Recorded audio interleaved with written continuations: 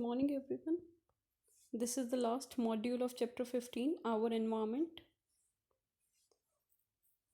In this video, we are going to summarize the chapter 15. In the first module, I told you that the various components of an ecosystem are independent. Oh, there are two components of the ecosystem, biotic and abiotic. Biotic means living and abiotic means non-living. So, dear student, both the components of the ecosystem are interdependent.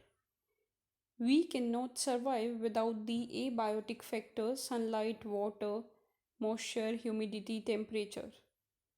Secondly, we know that the producers make the energy from the sunlight available to rest of the ecosystem.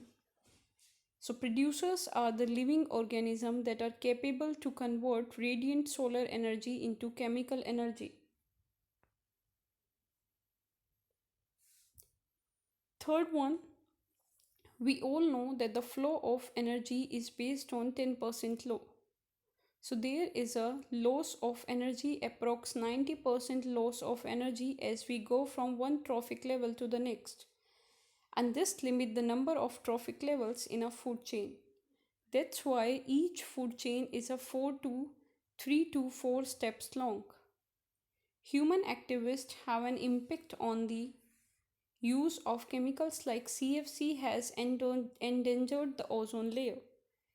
As I told you, ozone is a triatomic molecule formed by 3 atoms of oxygen. When UV rays fall on oxygen molecule, it will get splits into free oxygen atom. This O2 gets combined with O and give rise to the formation of O3. This O3 is ozone gas and it is deadly poison. As you know, there is a huge increase in the concentration of chlorofluorocarbon because we are using in electronic appliances like fridge, refrigerator, ACs.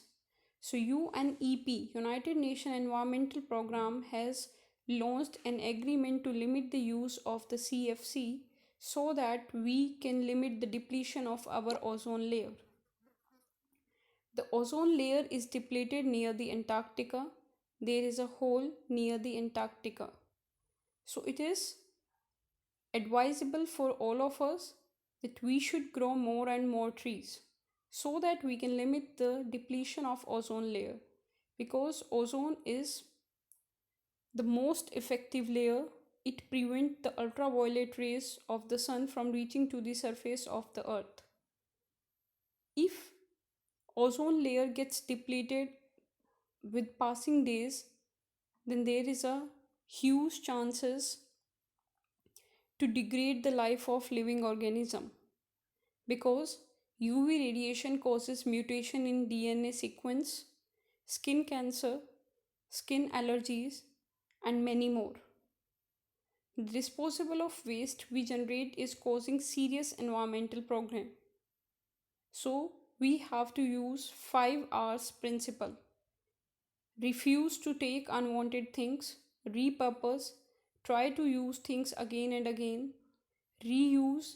We can use the cold drink bottles to fill water, then recycle, reuse, repurpose, refuse. So these are the 5 R's principle. Okay, thank you.